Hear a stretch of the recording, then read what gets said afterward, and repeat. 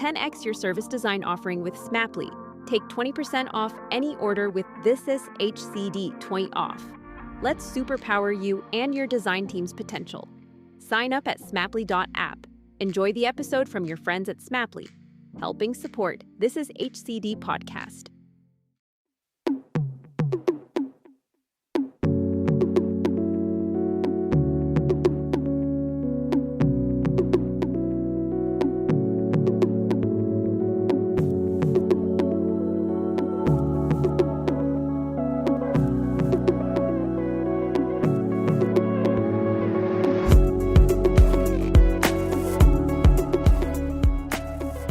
Welcome to Bringing Design Closer. Our goal is to have conversations that inspire and help move the dial forward for organisations to become more human-centred in their approach to solving complex business and societal problems. Now, before we jump in, I have a small favour to ask. I've been creating content for This Is HCD for over 5 years or so, all for the love of sharing knowledge to the global design community. One thing you could do is leave a review for us, preferably a 5-star one, as it helps grow our community and every little helps. And even if you don't review, go one better by telling the people that you work with about the podcast. It really makes a difference. Now, we launched a space on thisishcd.com where you can take courses now in visualization, design research and more. So please check it out and support the show. In this episode, I speak with Marc Fonteijn of the Service Design Show. Now, I appeared many years ago on Marc's own show and we've been chatting ever since. And I caught up with Marc recently to hear about what he's been working on and also about selling service design. We even do a fun role play activity where I get to play the boss or decision maker in a business. It's a good one. I think you're going to enjoy it. Let's jump straight in. Marc Fonteijn, I'm delighted to welcome you finally to This Thanks Is for having me on. Yeah. Long time admirer. I've been on the Service Design Show. We were just talking about 4.5 years ago and how it happens to be 4.5 years later that we speak next time is kind of beyond me, but I'm delighted to finally welcome you onto the podcast. Officially. We've been in touch in the meantime, but you've been Zoom on the call. Service Design Show. Did you have a look at which episode number it was? Because I don't recall. I don't. I think it was probably 15 or 20 or something. I think it was. Imagine that. By the time that we're publishing this, it's probably around 160. So really, yeah, it's crazy. I mean, we were just recounting where we were at that time. It was 2018, something like that. Yeah, something like that. Like, and how much the world has changed, but yet how much of it has still remained the same. And I'm going to hopefully chat to you a little bit more around service design in particular, and also some of the work that you've been doing over the last 4.5 years, because you've been busy. I have.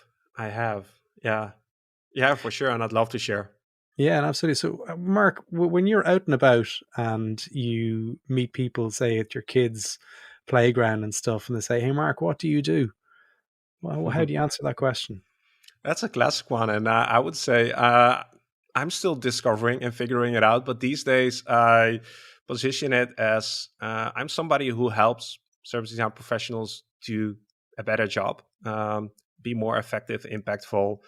And the way I do this is by publishing helpful content, by educating people, by coaching people. That's how I'm describing it these days. But I had a conversation with myself this morning, and I could just as easily sort of frame the things I'm doing as being a publisher, a media company. So it depends. It depends on who's standing in front of me. Yeah, absolutely. We were talking about that beforehand, like the kind of the position and the framing that we put on our own self, and how you can actually see that, journalist or media publisher, or, content creator, or as a word that I've learned recently, a contrepreneur. Content with Abby Abdal on YouTube is a great way of framing things, But I want to ask you, why service design? Like, where did this come from? And for anyone listening who may not know what service design is, maybe chat about that. Sure. Yeah. Why service design? It depends on how far we want to go back. But let me try to give you a 2 minute backstory, and then Mm. you can ask for more context. But I'm not a trained designer by any means. I'm a software engineer by trade. I learned how to build software, and then actually, right after going out of university, I started my own company building mobile apps before the iPhone was out. So there wasn't really an ecosystem there. But really quickly, I learned that I got bored building software. And the reason I got bored is that once you figure out how to solve one challenge using software, you'll get pretty confident that you can actually solve the next one. The real challenge that I saw was that nobody was using the stuff I was making, and it was really frustrating. And I was more and more getting interested in learning how I can build meaningful stuff. And then through sheer coincidence, I got introduced to the concept of service design, and I met the co-founder of the studio that I founded later in the Netherlands called 31 Volts, Yeah. a traditional product designer, and he introduced me to design, the design concept, what it is. And I had the notion of design that I think most people still have, like it's the creative aspect. I wasn't the creative, I was an engineer, but Mm. I learned that a lot of things that I learned through engineering are applicable in design, are part of design. It's just a matter of shifting your perspective that um, you're taking a human centered first approach. Mm. So th- to wrap this story up, why service design? Back then, when I got introduced to service design around 2006, we Googled service design Netherlands. I'm based in the Netherlands. Back then you could get 0 hits on Google, and we got 0 hits. I'm not saying that nobody was doing service design in the Netherlands, but weren't using that term. And we Yeah. figured like 80% of our economy is made out of services. Mm. Why aren't design professionals thinking and contributing to developing, designing better experiences? And that was curious to us, and we thought like, let's just put it out there and see what happens, and then sort of the rest is history. The rest is history. I noticed, like you mentioned, more around human centeredness, and what do you feel is lacking in the service design discipline as regards human centeredness? Oh wow, that's a good question. What's lacking in the service design spot? One thing that immediately pops to my mind, and that's something that I've been Mm. sort of preaching for the last at least 5 years, is business awareness. So I think service design people are a very passionate and dedicated bunch of folks, very empathetic and very passion driven. We want to do good for people, and we do everything we can to understand who we're designing for. But I don't know how it happened, but we tend to forget that we're also working with people. So the Mm. people around us inside an organization or with a client, somehow there is a blind spot that we're not doing as much as we can to actually understand their needs, the needs of our coworkers, Yeah. the needs of the business stakeholders. And I think that's slowly changing for the good. But if you ask me what's missing, I would say even more awareness around that aspect. And is it? Do you think that that lack of awareness is driven by the industry, or is it driven by the mindset of the practice? I think it's driven by by the sort of education and Mm. the stories that get shared. The stories that get shared focus on tools, methodologies. Like you see all those frameworks, models coming by, canvases, and that's the thing that gets the attention. That's like the shiny stuff. Yeah, What it's the what you new don't machine. see, yeah, what you don't see is actually um, all the backstage stuff. If we want to stay in service Mm. design terms, like you see the workshop, you see the field research, but you don't see that you have to sort of convince your manager to get time to actually do field research, or how do you convince the other department to join your ideation workshop. Like, that's the hard stuff. Yeah. So yeah. And that's the stuff that can have a real long lasting impact on the health and the well being of the practitioner. It's not like at the end of the day, the person doesn't walk home remunerated with an extra double salary for convincing their boss to give extra time to do research that they should be doing anyway. So Mhm.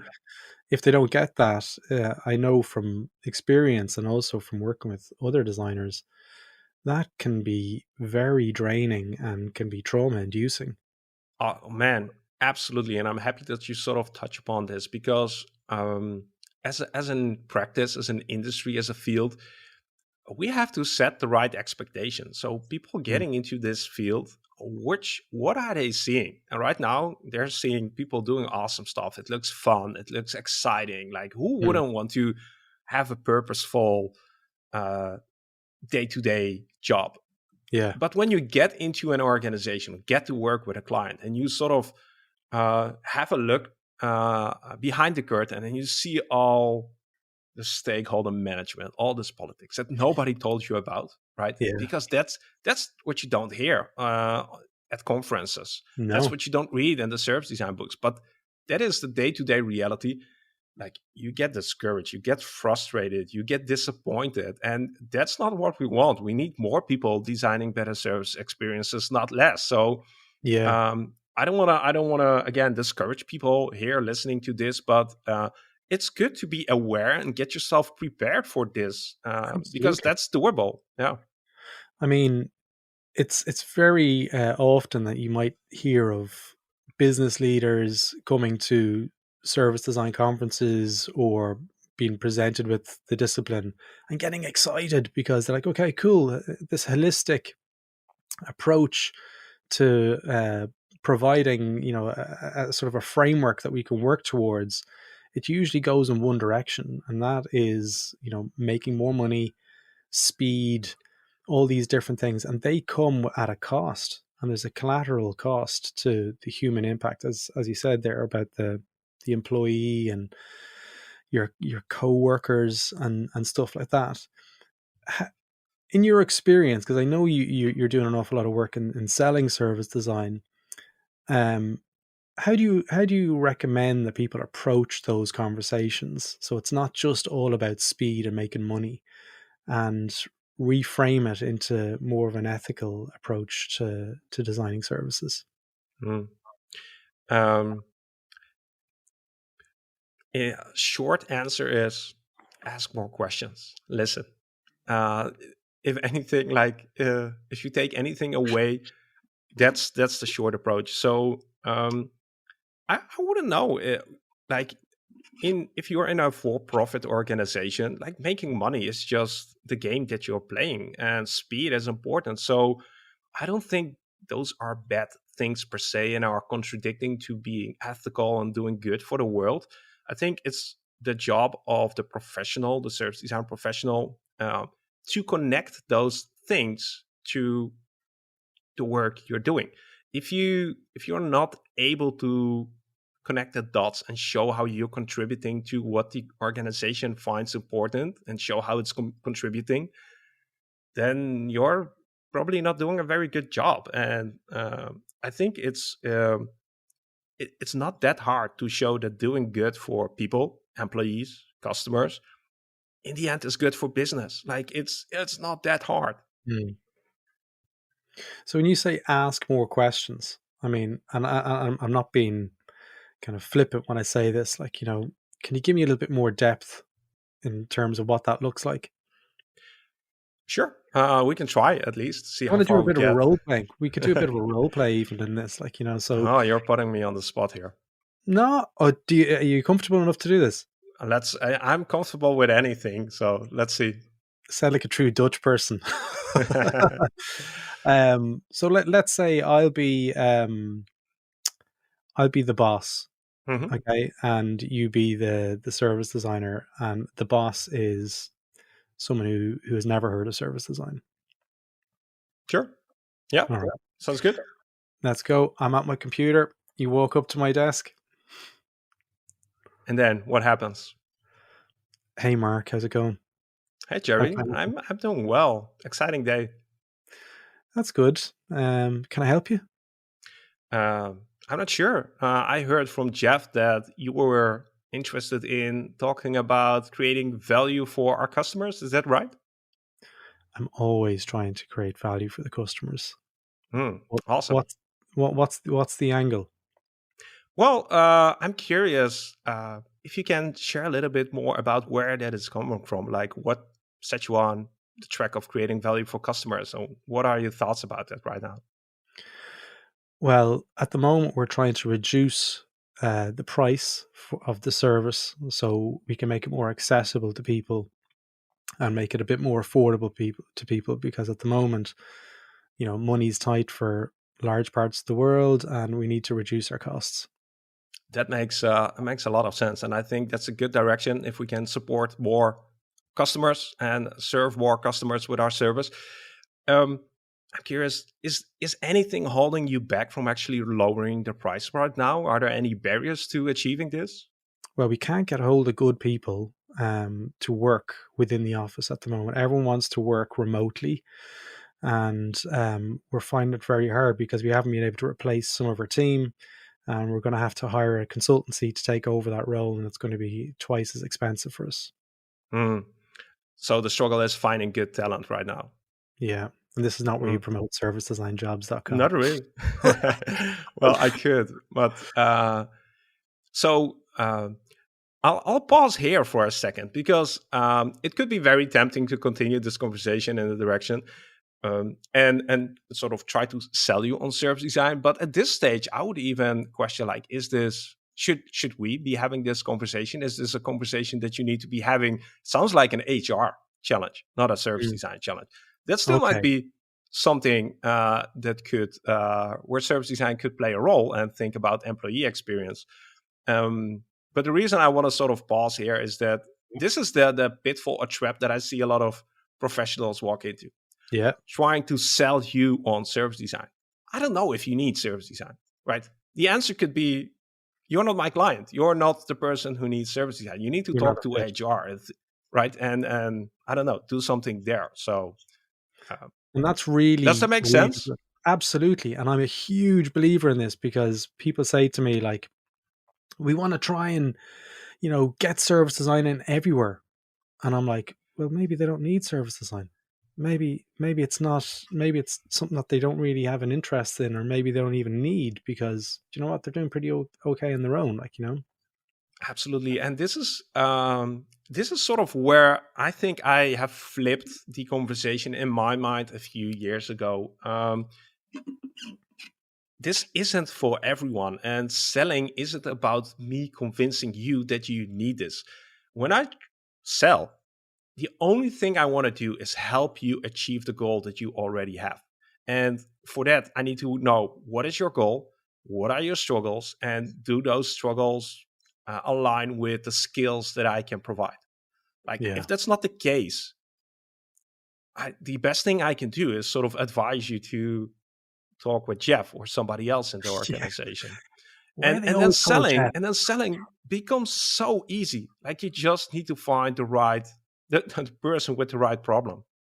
I mean, if you're a practitioner, and this is a big thing that I see in my coaching, is people who are working maybe say in user experience design or BA or business design, and they've heard of service design and they want to do it, and they go to their boss and they're trying to sell it in because they basically want to make a new role for themselves and to practice service design because they think service design would be really good in the organization.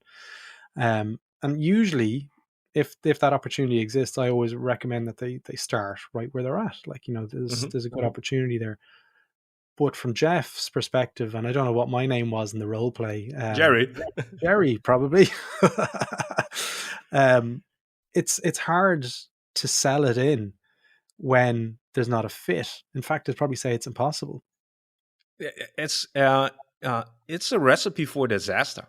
Yeah, Like because if you like, I'm not even selling you on service design. I'm selling you on a solution to a challenge that you have.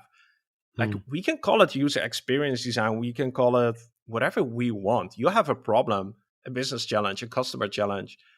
That's what I want to help you with. And if you're interested, like if you're a service design geek as me, I can tell you all about service design. But in general, I would hold back on using those terms with people who aren't interested in design. They don't care, and that's okay. Like that's totally fine. I know. I remember Marc, Marc Sticktor, The legendary Marc.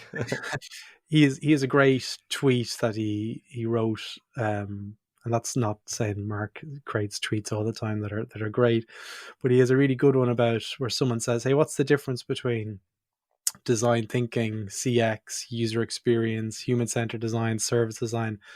And his response is like, "I don't know. Is there one?" I think it's something along that. There is none. Simple.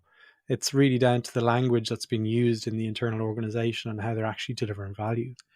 So yeah, I can second that to follow all tweets of Marc. But adding to this is what helped me to frame this mindset is imagine that you're traveling to a distant country. Let's say I'm going on holiday to Japan, which might be a difficult example, but let's follow along for a second.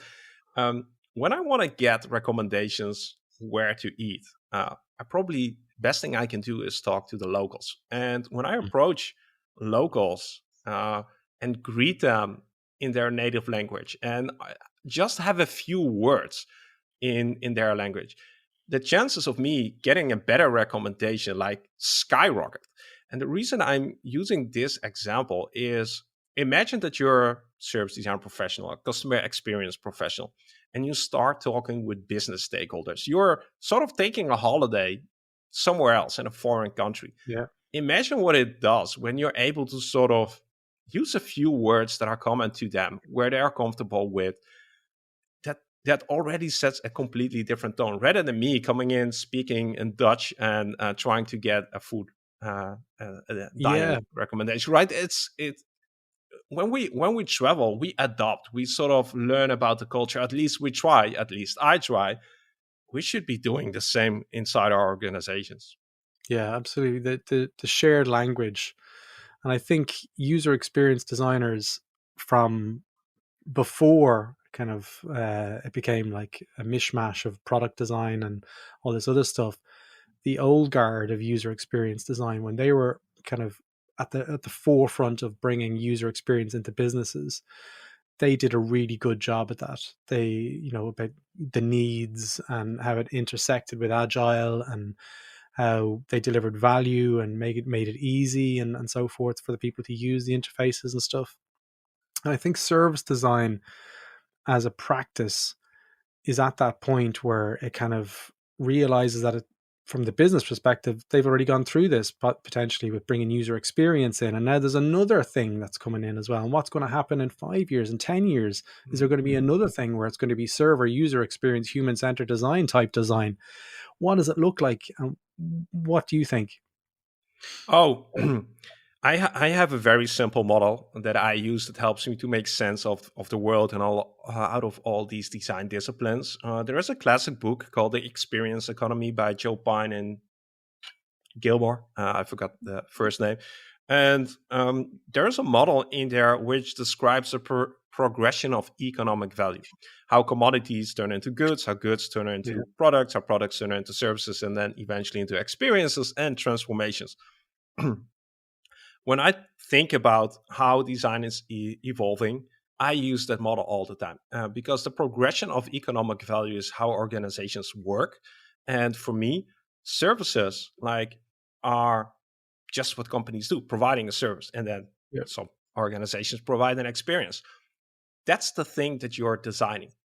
Social design, human-centered design, all those other design disciplines that are out there right now, I get it. Sometimes it's good to sort of articulate a specific aspect like life-centered design. But I always, for myself, come back to this model of progression of economic value. What are businesses selling? What are they delivering? A product, a service, a good, an experience. That's the thing they will want to design. And that's why service design as a practice, as a field, which I think is a way better way to sort of describe it, it will be around for the next 20, 30, 50 years. Yeah. It's really important though, like if it's going to be around for the next 20 or 30 years, that we think about, as you said, the health and the well-being of the people who are actually practicing the craft so they don't burn out. And I know you're working on a number of things at the moment that can help support that. Do you want to tell me a Mm, little bit more about this? what a great transition, Gerry. Segue. I need to get some sound effects. We'll do a little. There you go. Oh Into the next gosh, yeah, segment. thank you. That sets the stage. And yeah, so I can talk about one thing that is very dear to my heart and is about mental well-being of service design professionals. Yeah. It started out with something which was called the campfire, and the idea of the campfire was like literally a campfire, but then virtually. This started just before the pandemic, and I heard the need from members of the community to basically share struggles with each other. Mm. These were people who were inside an organization that sort of heard about service design, hired their first service designer, and then these people were tasked to, okay, bring it on. You're the expert. Show us how to do it. And they stumbled and failed and were lonely. That's basically what was happening. And I was hearing these stories over and over. And through design approach, fashion, I felt like let's do something. Let's prototype something. So created the campfire, which was a 6-week series of bringing 8 in-house service design professionals together, and on a weekly basis, somebody would share what are you working on, what are your struggles, what are your challenges, and the rest of the group would just listen, take notes, and then sort of be a mirror. And basing on the responses from these participants, it was transformational for them. Like just having a community of like-minded people who understand you, that was transformational. So the Feeling campfire heard. eventually evolved, but let me give you a moment to sort of interact here. No, I'm just saying like that gives them a chance to be heard and to feel like they're part of an externalized tribe. And you're leveraging, I guess, the internet to bring that interconnectedness together. Like, and it's very powerful. But why do you think they need an external thing? Why can't this be brought in house? And if so, well, what are the benefits of having it as an external thing? So I definitely do think that this can be brought in-house. And I know Mhm. some companies do have this, like they have their internal Mm. design or UX design guild or tribe or community. But it's just a matter of scale. The people who joined the campfire, which now turned into the circle, service design wasn't mature. Design isn't mature in those organizations yet. So the scale isn't there. And therefore, you need to go looking for these people somewhere else. Yeah, and it's if you're working on your own as a service designer in an organization, which tends to be the case at the very start of, kind of the movement, if you want.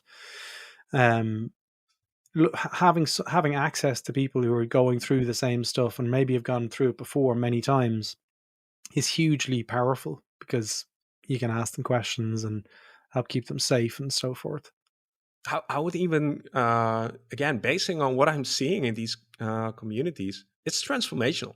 Like people literally feel lonely, and that changes when they are surrounded and feel that they can reach out to people who are in the same situation. Like I don't know if that isn't the only solution to mental well-being, but it's definitely a big contribution to making sure that you stay sane and can put things into perspective.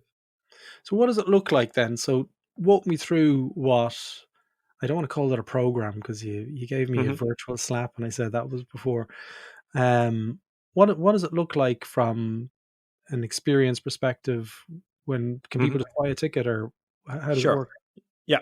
So, like I mentioned, the campfire evolved into what now is called the Circle community. And the Circle community has a very simple concept.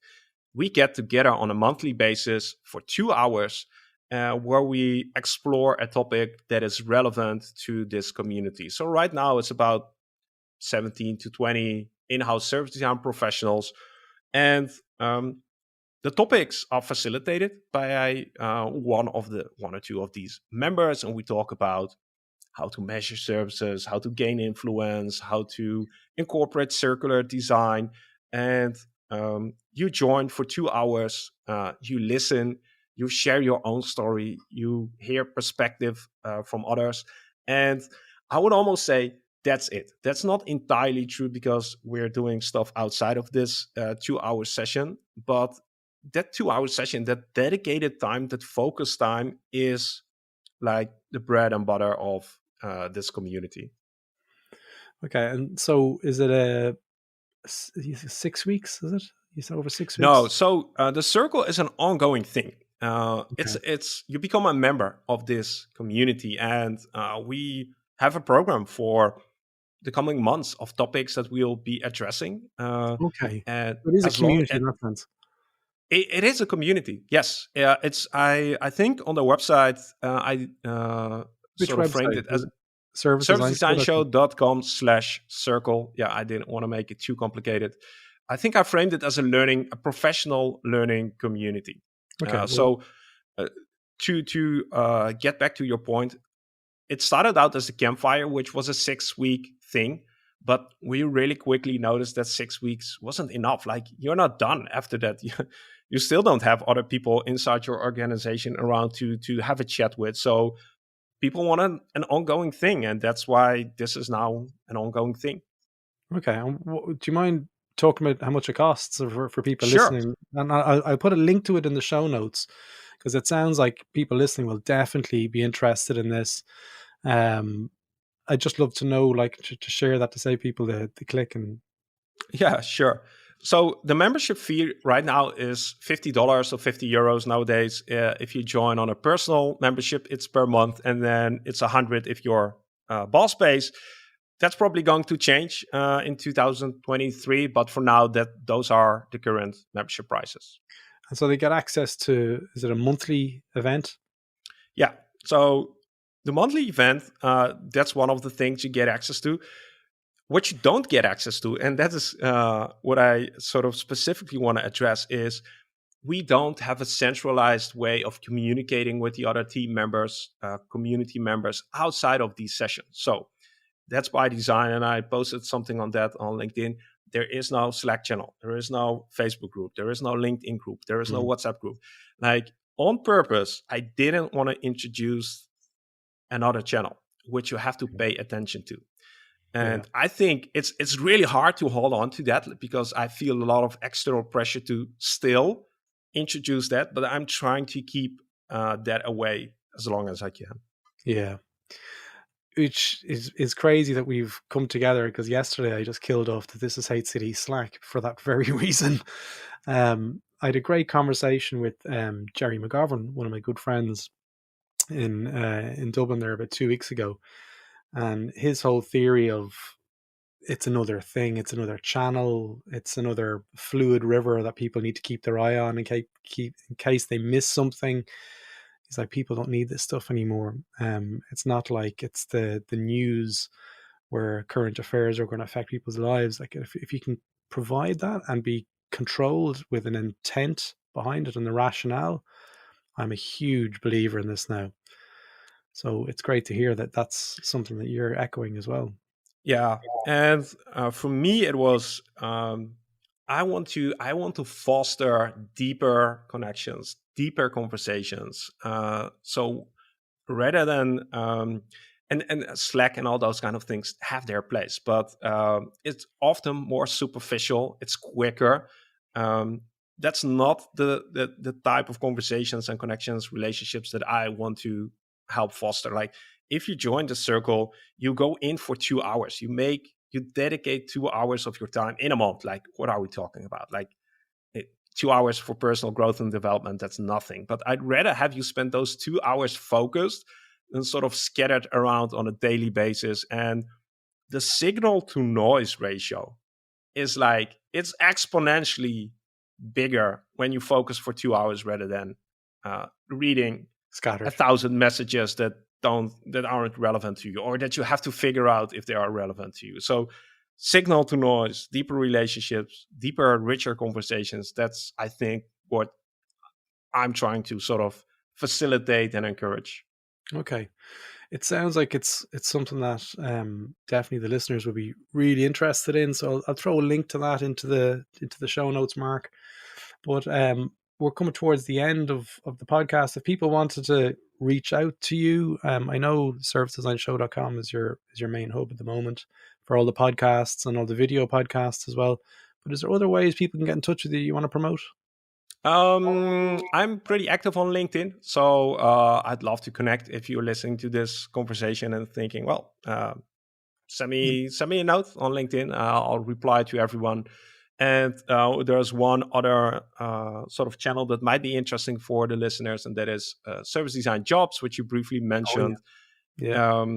If you're looking for a service design position anywhere across the globe, Service Design Jobs is a platform where we try to scrape the internet and harvest all the available service design positions from companies across the world. Absolutely.